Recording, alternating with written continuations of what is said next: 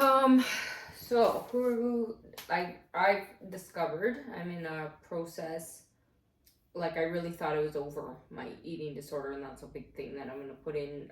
And I'm rediscovering how I talk to myself because it's clear to me that this internal girl anorexic is there. Also, though, this other girl who's also subconsciously had wanted to gain weight because I wouldn't have done what I've done, but I had to understand the act of shaming that weight. So I might not be a mean girl to the rest of the world and judge other people's weight or appearance, but I judge mine. So if I'm not skinny and shredded, I'm not worthy. That is ridiculous. Isn't that the irony of what so many people fight in society? So I'm part of the problem. And I'm part of the problem to myself. And if I might not be sick, these are the things I've had to realize. I'm not saying that dialogue to anyone else. So when people are around me, I'm very cautious. I'm not like going, oh, I'm fat and I'm ugly. Like I'm so aware, not to, because I don't want to trigger other people, except I'm doing it on the videos and the things now because that's the healing, that's the teaching component, and that's mine because I didn't allow myself to do that.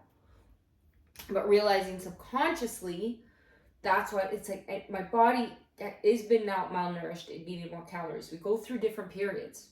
Like that's one thing. Okay, but the obsessiveness, because I'm in anxiety of eating, but that's also where I wanted to be. I have to, like, it's taking ownership. Taking ownership of, no, I don't want to go for the walk. I want to be a lazy bum. Okay, why? And maybe that's okay. Versus, but when you're surrounded, like, trying to get people trying to get me out of my depression, do this to be on their schedule. No. And then I fight it more, and then I self-sabotage though. And then I don't like, because if I'm feeling uncomfortable because I ate too much or I don't feel good or whatever, okay, I don't feel good, but why? But subconsciously that's where I want it to be because it's my excuse not to do the things. So you see, it's just being aware for ourselves. So I said I have to sit with this and kind of re-go through things, because the truth is I feel guilty though. That's at the core of, and I've felt guilty of liking myself when I was that body. So when I go back and watch that girl, when I was doing, and then there's different videos or different things, I would never saw myself as pretty. I just didn't even acknowledge it. It was like a thing that I didn't acknowledge. Like it just was there. Okay, then you lose it and you go back and go, oh my God. And then I was mourning the loss of, oh my God. And then I'm focused on, oh my God, I'm gaining weight, and oh my God, I'm getting bigger. Oh my God. Well, that's the direction then that I want to go subconsciously, because you go in the direction that you're like shaming because that's what's on your mind, right? So if you're like learning how to drive a car, right? They say, like, okay, you got to look up and look where you want to go, right? And paying attention to that because that's where the car is going to drive. Well, if you look at the ground, right, and the lines, that's where you're gonna go. So by constantly being in the negative of shaming my body, that's the direction it went. Okay, well then the question with the addiction is why, and that's the low self. And I really do understand it's from that low self-worth and lack of love that I gave that power over to other people in my life. I created the dialogue. We all do it, right? Our whatever we can think based on our thoughts what somebody else is thinking, and that's the worst that they say. And assumptions that makes an ass out of you and me.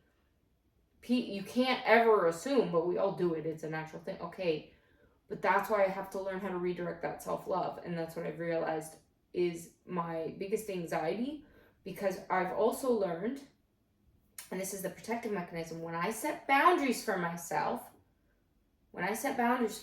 other people didn't like that. And the guilt of that. And that's what I'm having to work through. Some people can just set the, I don't care what other people think. I'm not like that, and I still won't be like that, because I actually don't believe in that. I still believe in being considerate to the rest of the world and the world around you while you're doing that. And it's a mix of both, but you have to learn that you're deserving of having a voice. So you say, oh, I'm just doing it and whatever. Well, that's a narcissist, because that's not being aware of your situation, which is Again, another irony, because my biggest fear was being looked at as that person, right? So I have to let go of the fear of people thinking I'm that, because I know I'm not that. I can recognize that now, and I can recognize the difference. But then stepping into being proud of yourself and loving yourself is what we all have to do. Otherwise, we're just going to spew more hate at the world. We also, as humans, don't a lot of the times recognize what chains are on us until we try to move.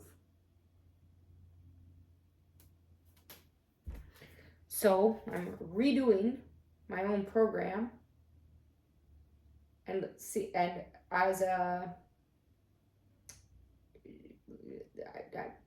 not as a coach. I'm gonna see, like, I have to challenge myself, because I can't expect anyone else to improve if I can't.